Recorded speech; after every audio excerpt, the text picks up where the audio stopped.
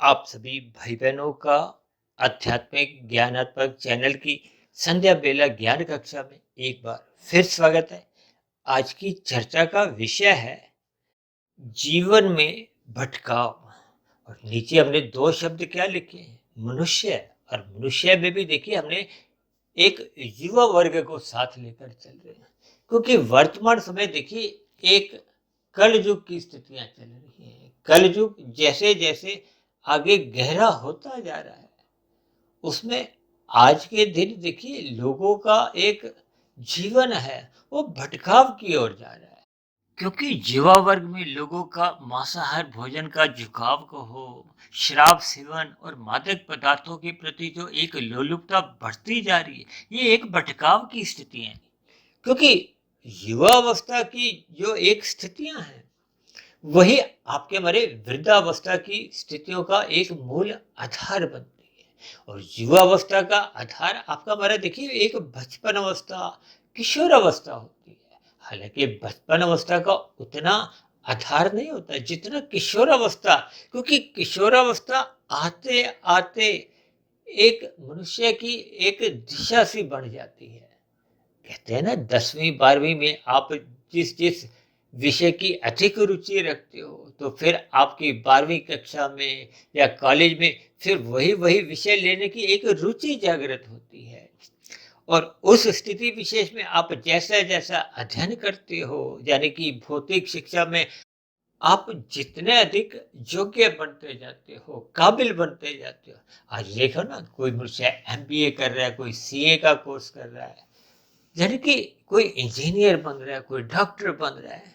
ये सभी की सभी स्थितियां आपके हमारे जीवन में देखिए एक धन का एक लाभ लेने के लिए, धन कमाने के लिए, या दूसरे अर्थों में देखिए विषय भोगों को पाने के लिए या संसार को भोगने के लिए, ये कोई भी जो एक स्थितियां हैं, देखिए ये सभी स्थितियां आपके हमारे जीवन में घर घर में दिखाई देती हैं। और मनुष्य इन सभी स्थितियों को एक विशेष महत्व देता है।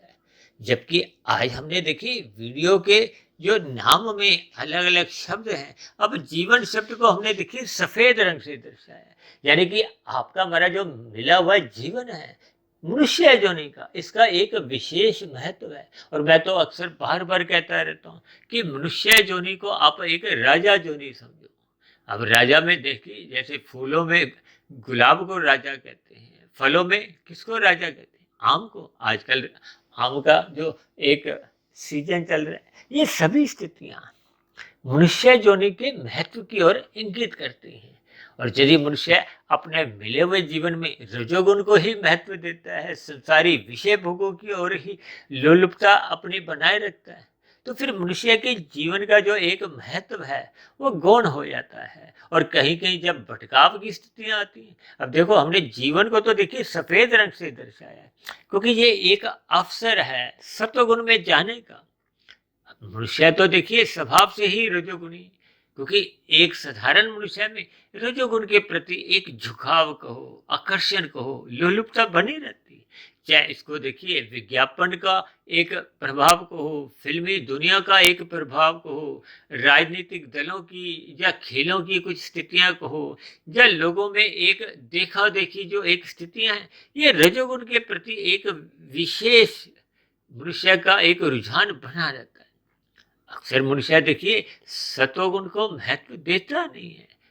यहाँ सतोगुण का अभिप्राय देखिए उस ज्ञानमय स्थिति से है, उस परम पिता परमेश्वर की स्थितियों से जुड़ने से है।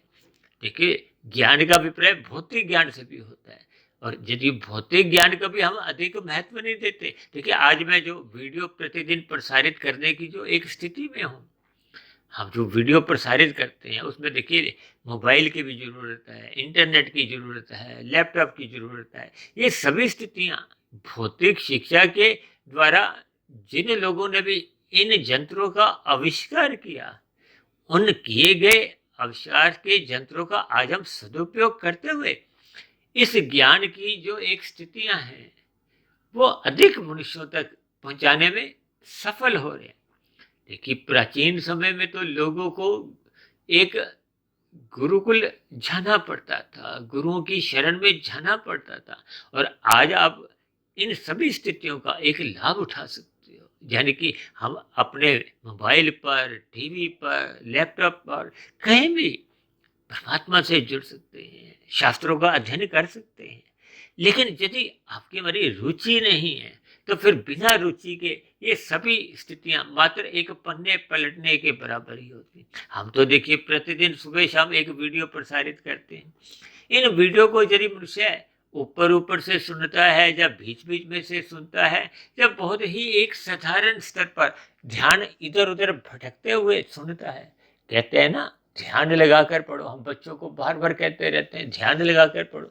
ध्यान लगाने का अभिप्राय क्या है कि मन बुद्धि उस स्थिति विशेष में जुड़े होना चाहिए। स्थूल शरीर की आंखों के साथ, मन मस्तिष्क के साथ ये सभी स्थितियां जब जुड़ जाती है, यानी कि स्थूल शरीर और सूक्ष्म शरीर जब जुड़ जाते हैं तो इनको एक एकाग्र की स्थितियां कहते हैं। और यदि आपका सूक्ष्म शरीर अलग दिशा में जा रहा है, स्थूल शरीर की अलग स्थिति है।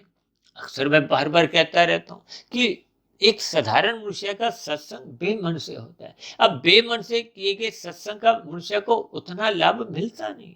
भले ही वो देखिए गिरने की स्थिति से, बुराइयों से बच जाता है कुछ अंश तक। देखिए बेमन से सत्संग का अभिप्राय क्या है कि स्थूल शरीर सत्संग करता हुआ दिखाई देता है, लेकिन मन रजोगुण की गलियों में जाता है। इसलिए तो भगवान श्री कृष्ण जी ने ये जो रजोगुण की गलियों को 5 घोड़ों से दर्शाया है। गीता में अर्जुन के रथ को एक स्थूल शरीर से जोड़ा है। और ये जो 5 भोग्य विषय हैं, गंध, रस, रूप, स्पर्श और शब्द, ये विषयों के घोड़े बहुत तीव्र गति से भागते हैं। चाहे आप विषयों के कहो, संसार के कहो, किन्हीं भी स्थितियों से आपने इस बात को समझना है कि आपका हमारा जो एक संसार है, रजोगुण है, उसके प्रति आपका हमारा अधिक रुझान होने से फिर ये घोड़े कभी कभी अमर्यादित हो जाते हैं।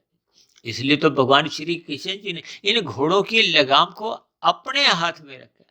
अपने हाथ में रखने का एक संदेश उपदेश क्या है कि हमें अपनी सात्विक बुद्धि रखनी है। सात्विक बुद्धि का अभिप्राय गुरु की आज्ञा में रहना है, शास्त्रों का अध्ययन करते हुए शास्त्रों की जो कही गई बातें हैं उनका अनुसरण करना है। अपने जीवन की जो एक दिनचर्या है उसको शास्त्रों के अनुसार, क्योंकि शास्त्र तो आपके हमारे जीवन का मार्गदर्शन है। जैसे हम गाड़ी चलाते हैं तो जीपीएस ऑन करते हैं कि किस सड़क पर हम अपनी गाड़ी को ले जाएं, ठीक इसी तरह आपका हमारा जीवन भी एक गाड़ी के समान ही है। हम गाड़ी में देखिए अलग अलग गियर बदलते हैं। हम भीड़ भड़के से बचना चाहते हैं क्योंकि भीड़ भड़का आपको हमें दुखी करता है।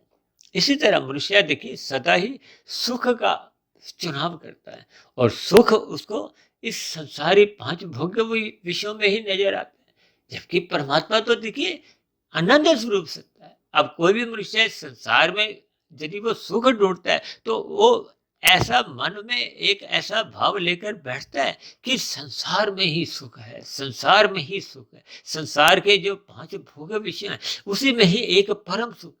जबकि ये माया अपने आप में देखिए जड़ है। ये प्रकृति के जितने भी विषय भोग है ये आपको हमें अल्पकालिक सुख देते हैं। अब मुझे ध्यान आ रहा है तकरीबन 3-4 महीने पहले हमने एक भौतिक सुखों के ऊपर एक चर्चा की थी जिसमें हमने 1/100 लिखा था। यानी कि प्रकृति के जितने भी भोग हैं ये तो तामसी हैं, क्योंकि पदार्थों की दुनिया है, पदार्थ सभी के सभी तामसी हैं। और आपका हमारा तो शरीर ही तामसी है। ये पृथ्वी जल अग्नि वायु आकाश का बना है। और ये जो 5 भोग्य विषय हैं ये इन 5 स्थूल भूतों का एक आधार है। आपका हमारे जन्म का जो एक मूल कारण है ये 5 भोग्य विषय हैं। देखिए इन सभी बातों को आपको मैं ज्ञान पूर्वक समझना है। भोग दृष्टि से यदि आप इन स्थितियों पर विचार करोगे तो आप भटक जाओगे। आपका ज्ञान सही मार्ग पर आपको सही लेकर नहीं जाता। इसलिए तो हम बार बार कहते हैं कि शास्त्रों को कर्मबद्ध तरीके से पढ़ो, इनको बार बार पढ़ो, क्योंकि शास्त्रों का ज्ञान बहुत ही क्रमबद्ध तरीके से एक एक शब्द तोल कर कहा गया। और मेरी तो स्वयं की अपनी एक कोशिश होती है कि हम वीडियो में जैसे जैसे शब्द बोलते हैं उनको धीरे या तेज बोलते हैं या उनको किस लय में बोलते हैं, उनके पीछे की जो एक भावार्थ हम कहना चाहते हैं, उनको आपको हमें समझना होगा। कभी कभी एक साधारण मनुष्य देखिए शब्दों को बीच में से ही पकड़कर कुछ गलत अर्थ निकाल लेता है, जिसके कारण आपके हमारे जीवन में देखिए भटकाव की स्थितियां आती है। मैंने भटकाव को देखिए अधोगति से जोड़ा है, तमोगुण से जोड़ा है। ये जो 84 लाख प्रकार की जोनियां हैं, इनमें 80 लाख प्रकार की जोनियां तो देखिए भटकाव की जोनियां हैं, दंडमयी जोनियां हैं, तामसी जोनियां हैं। ये जो नीचे की आप और हम अपने घरों के आसपास देखिए पशु पक्षी कीड़े मकोड़े कीट पतंगे और ये जो वनस्पति देखते हैं, ये भी एक जोनियां हैं। देखिए शास्त्रों में 20 लाख तरह की वनस्पति जोनियां हैं, 11 लाख तरह के कीड़े मकोड़े हैं, 9 लाख तरह के समुद्र में रहने वाले जलीय जीव कहे गए हैं, 10 लाख तरह के पक्षी और 30 लाख तरह के पशु। ये कुल इनका योग 80 लाख आ जाता है। और ये दंडनीय जोनी है। ये दंडनीय जोनी का अभिप्राय क्या है कि मनुष्य जोनी मात्र को ही एक कर्म जोनी कहा गया है, और कर्म जोनी के साथ साथ इसको साधना जोनी का एक अवसर कहा गया। साधना का अभिप्राय क्या है कि मिले हुए जीवन में यदि हम मायातीत हो जाते हैं तो आपका ये मिला हुआ जीवन अंतिम जन्म कहलाएगा। अंतिम जन्म का अभिप्राय क्या है कि फिर हम जन्म मरण के बंधन से ये 84 लाख प्रकार की जोनियों में जो कर्मफल सिद्धांत के अनुसार आपके हमारे जीवन की मरने के बाद जो गतियां होती हैं, स्थितियां बढ़ती हैं, उनसे मनुष्य एक बचकर, यानी कि जन्म मरण के बंधन से छूटकर फिर वो मोक्ष की स्थिति, आनंद की स्थिति, आध्यात्मिक शरीर की प्राप्ति हो जाती। ये सभी स्थितियां आपके हमारे जीवन में देखिए एक लक्ष्य बना होता है।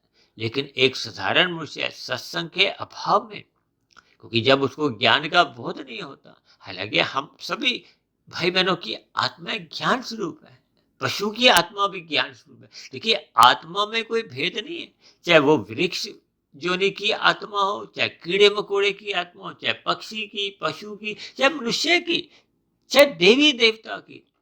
जबकि शास्त्रों में तो देखिए मनुष्य जोनि का एक विशेष महत्व इसीलिए कहा गया कि हम इस जन्म मरण के बंधन से मुक्ति पा मोक्ष की स्थिति को, मोक्ष का अभिप्राय आनंदमय स्थिति है। देखिए मोक्ष का अभिप्राय क्या है कि जब आपको में एक आध्यात्मिक शरीर की प्राप्ति होती है।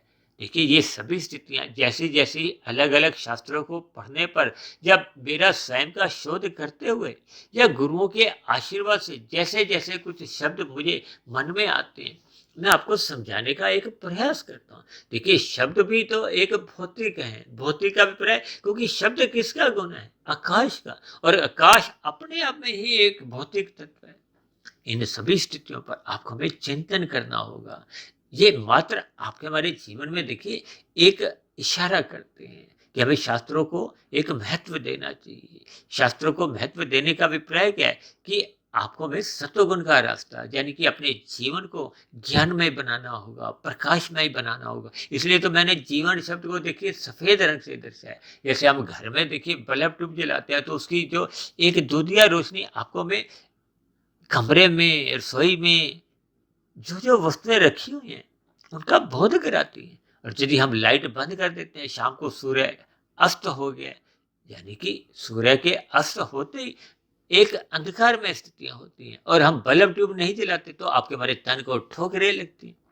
ठीक इसी तरह जब तक हम सत्संग नहीं करते, अपनी ज्ञानमय स्थिति को मजबूत नहीं करते, तो आपका हमारा जो एक अंतःकरण है, मन बुद्धि अहंकार है, उसमें अज्ञानता आने लगती है। कारण शरीर में बुरे संस्कार बनने लगते हैं। मन बुद्धि को सही गलत की पहचान नहीं रहती, क्योंकि शास्त्रों में तो बार बार कहा गया कि मनुष्य जोनि कर्म जोनि है, साधना जोनि है। साधना जोनि का अभिप्राय तो देखिए एक योग की स्थितियों से लिया जाता है, और उससे पूर्व तो देखिए तमोगुण, रजोगुण और सतोगुण की ही स्थिति है, जो कि माया के 3 गुण है। वो सापेक्ष दृष्टिकोण से देखिए तमोगुण से 10 गुना अच्छा रजोगुण कहा गया है, रजोगुण से भी 10 गुना अच्छा सतोगुण कहा गया।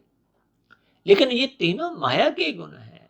रजोगुण और तमोगुण को बंधन दायक कहा गया, और इसलिए तो हमने देखिए नीचे मनुष्य के साथ जुआ वर्ग को जोड़ा है। ये हमने रंगीन रंग से दर्शाया है। रंगीन रंग का अभिप्राय देखिए एक संसारी आकर्षणों से है। ये जो स्त्री पुरुष का जो एक आपसी आकर्षण है, ये भी रजोगुण के कारण ही है।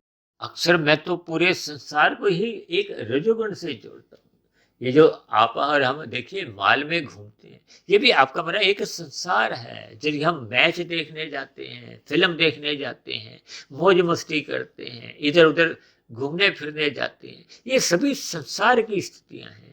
जब हम धन कमाते हैं, देखिए हम भौतिक शिक्षा में अपने जीवन के 20, 22, 25 वर्ष लगाते हैं, किस लिए? संसार पाने के लिए, कि हमें एक अच्छा व्यवसाय चलाने की कुशलता आए।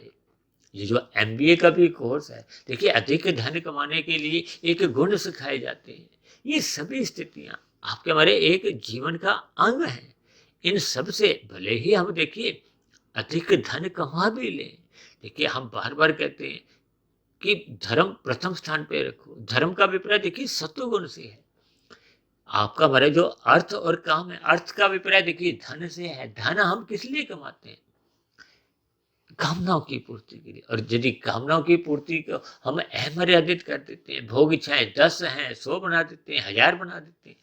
अब देखिए ना, आपके हमारे शरीर को दाल रोटी चाहिए, पहनने को 2-4 जोड़ी वस्त्र चाहिए, लेकिन इन 2-4 जोड़ी वस्त्र के और हम नीचे गिरते गिरते अपनी अलमारियां भर देते हैं। जब कभी मॉल में घूमने गए तो 2-4 कपड़े उठा लाते हैं। अब चाहे स्त्री हो चाहे पुरुष हो, देखिए आपके हमारे घरों में अलमारियां भरने लगती हैं। अब ऐसी अलमारियों में देखिए ऐसे ऐसे वस्त्र टंगे रह जाते हैं, जिनका देखिए साल में एक बार भी नंबर नहीं आता। इन सभी स्थितियों पर मनुष्य विचार नहीं करता। देखिए मनुष्य के जीवन में ये पदार्थ जितना अधिक बढ़ते हैं, जब प्रकृति जब माया जितनी अधिक बढ़ती है, जितना अधिक रजोगुण बढ़ता है, तो कमजोर क्या होता है?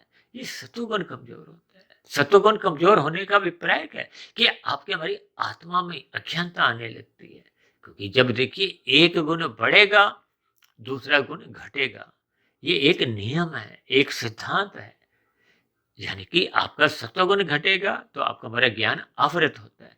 देखिए चेतन स्वरूप आत्मा का अभिप्राय ज्ञान ढकने से है। हम सभी आत्मा स्वाभाविक रूप से ज्ञान स्वरूप है, लेकिन ये जो माया है ये तो जड़ है। जड़ में भी देखिए ये 3 गुण सपेश दृष्टिकोण से अच्छे कहे गए। तमोगुण से 10 गुना अच्छा रजोगुण है, रजोगुण से 10 गुना अच्छा सतोगुण। इसके पीछे का भाव क्या है? कि संसार में हम यदि भोगों को भोगना चाहते हैं तो आपको में धर्मानुसार विधि विधान द्वारा विहित कर्म करने हैं। यानी कि धर्म को प्रथम स्थान पे रखना है, अर्थ और काम को मर्यादा में धर्म की एक चार दीवारी में रखना है।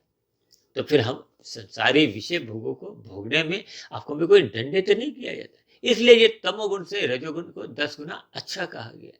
और यदि हम बिना कर्म किए छीना झपटी करते हैं, हेरा फेरी करते हैं, दूसरे के हिस्से को खाते हैं, तो ये निश्चित कर्म है।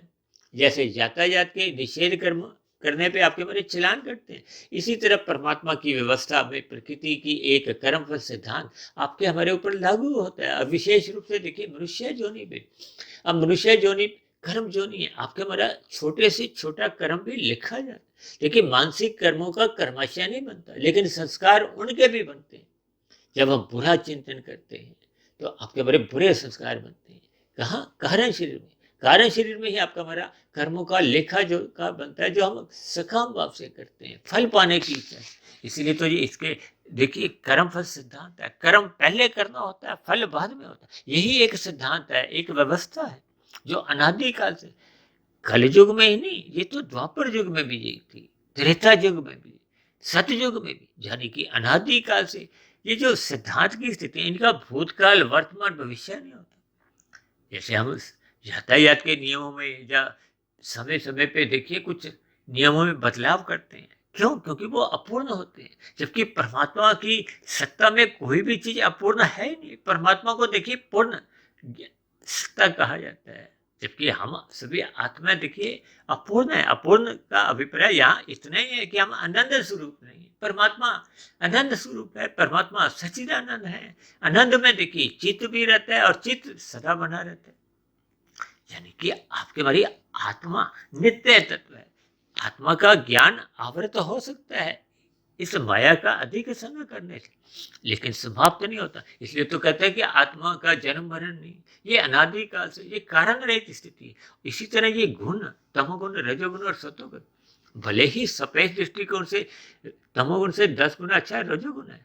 यानी कि हमें छीना झपटी करके प्रकृति के भोगों को नहीं भोगना, कर्म करके। और यदि हम सत्वगुण में जाते हैं, हमने धर्मानुसार कर्म करना है, पहले दूसरे जीवों को सुख देना है, दूसरों को खिलाना है, परोपकार के कार्य करना है, चाहे इंसान हो, चाहे पशु हो, चाहे पक्षी हो, फिर स्वयं खाना है। तो ये सात्विक कर्म है। इसलिए कहा जाता है कि छीना झपटी करने के बजाय आप कर्म करो। और रजोगुण से भी 10 गुना अच्छा सत्वगुण इसलिए कहा जाता है कि आप मेहनत करके धर्मानुसार कमाओ, दूसरों को खिलाओ, फिर स्वयं खाओ। लेकिन सभी शब्दों के पीछे कुछ भावार्थ होते हैं। मनुष्य को उन भावार्थों को समझना चाहिए। और मैं तो अक्सर इन सभी स्थितियों को 1, 10, 100, 1000 से एक संबोधित करता हूँ कि आपके हमारे जीवन में देखिए 1 का सिक्का, 10 का सिक्का, ये तो देखिए तमोगुण रजोगुण की स्थिति है।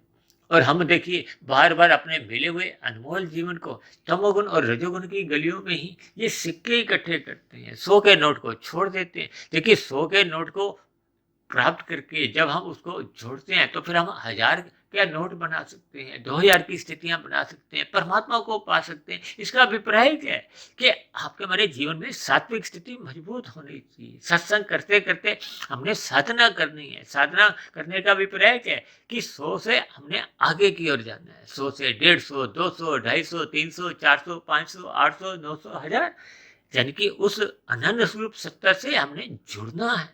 जब तक मनुष्य जुड़ता नहीं है तब तक उसके जीवन में अपूर्णता बनी रहती है। अपूर्णता का अभिप्राय संसार में हम जितने भी विषय भोगों को सुख पाले वो तो मात्र 1% का सुख है। इसलिए तो हमने एक वीडियो में बताया ना, भौतिक सुख 1/100, यानी कि बड़े से बड़ा उद्योगपति के पास करोड़ों खरबों खरबों जितना भी दौलत हो, तब भी उसका वो सुख 1% से अधिक नहीं माने जाते। और वृद्धावस्था आते आते तो उन स्थितियों का हम देखिए भोग भी नहीं कर पाते। अक्सर इन सभी स्थितियों पर मनुष्य चिंतन नहीं करता। और युवा वर्ग में तो देखिए आज विषय भोगों के प्रति ही देखिए कितनी प्रकार का एक दौड़ धूप बनी रहती है। मनुष्य में लोभ की प्रवृत्ति बनी रहती है, हाय तौबा बनी रहती है। और लोभ प्रवृत्ति ही गहरे तल पर उतरते उतरते युवा वर्ग में एक संग्रह की प्रवृत्ति बन जाती है। और ये संग्रह वृत्ति तो देखिए युवावस्था से फिर प्रौढ़ावस्था में भी बनी रहती है। वृद्धावस्था तक भी लोग देखिए धन कमाने के लिए अपना समय, अपना जीवन यूं ही बेकार करते रहते हैं। जैसे हम परीक्षा में बैठे हैं तो 3 घंटे की परीक्षा खत्म होते ही आपका हमारा पेपर छीन नहीं आया। ये पेपर क्या है? आपका हमारा स्थूल शरीर, यानी कि स्थूल शरीर कर्म करने के लिए है, साधना करने के लिए।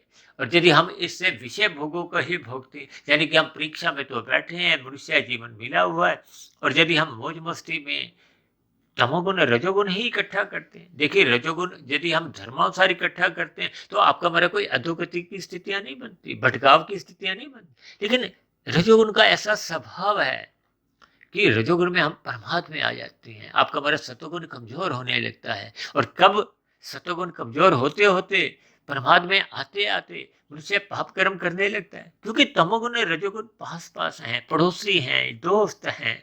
दोस्त का अभिप्राय देखिए ना चाहते हुए भी कब राशि मनुष्य तमोगुण में गिरता है। अक्सर युवा वर्ग में मनुष्य देखिए कितने अधिक पाप कर्म जोश जोश में करता है, क्योंकि होश नहीं है। होश का अभिप्राय सत्वगुण से। इन सभी स्थितियों पर आपको हमें विचार करना होगा, क्योंकि युवा वर्ग में आप और हम अपनी जैसी जैसी स्थितियां बना लेते हैं तो फिर वो एक मजबूत स्थितियां चट्टान के बराबर हो जाती हैं। तब वृद्धावस्था में आते आते तो देखिए पत्थर नहीं टूटता तो फिर चट्टान कहाँ टूट पाती है। इसलिए हमें युवा वर्ग को एक सात्विक दिशा दिखानी होगी। ये सात्विक दिशा वही सात्विक मनुष्य दिखा पाता है। यानी कि एक जला हुआ दीपक ही एक बुझे हुए दीपक में रोशनी या प्रकाश ला सकता है, जो स्वयं जला हो, प्रकाशित हो। यानी कि ज्ञान स्वरूप स्थिति आपको हमें अपनी प्रौढ़ अवस्था, वृद्धावस्था में सर्वप्रथम अपनी बनानी होगी। ब्रह्म मुहूर्त में उठना होगा और अपने युवा वर्ग का मार्गदर्शन करते हुए अपनी बचपन की जो एक बच्चों की भी स्थिति है उसको भी देखिए एक सात्विक स्थितियां बनानी होगी। इन सभी स्थितियों के भावार्थ आपको में समझने होंगे और भटकाव की स्थितियों से, अधोगति की स्थितियों से आपको में बचना होगा। आज की वीडियो का यही एक संदेश है। हो सकता है मेरे समझाने में देखिए, कभी कभी मैं क्रमबद्ध तरीके से समझाने में अपना समय नहीं गवाता, लेकिन मैं जैसे जैसे परमात्मा की प्रेरणा से मेरे मन में शब्द आते हैं, तो मैं उन शब्दों के अर्थ बताने का एक प्रयास करता हूँ। और मूल दिशा, जो अभी हमारी वीडियो का एक विषय होता है, उस विषय को हम छूते रहते हैं, ताकि आपके हमारे जीवन में एक सात्विक स्थिति बने।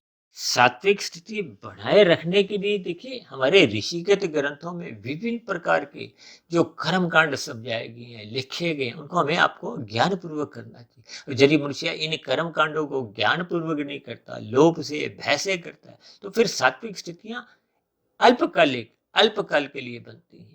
इन सभी स्थितियों के संदेश आपको हमें समझने होंगे, क्योंकि हम तो देखिए समय समय पर जैसा जैसा वीडियो का नाम रखते हैं, चाहे वो संध्या बेला ज्ञान कक्षा क्यों, संध्या बेला ज्ञान कक्षा में हम थोड़े साधारण विषय लेते हैं, और सुबह ब्रह्म मुहूर्त ज्ञान उपदेश कक्षा में हम कुछ गंभीर बातों पर अपने वीडियो को एक दिशा देते हैं।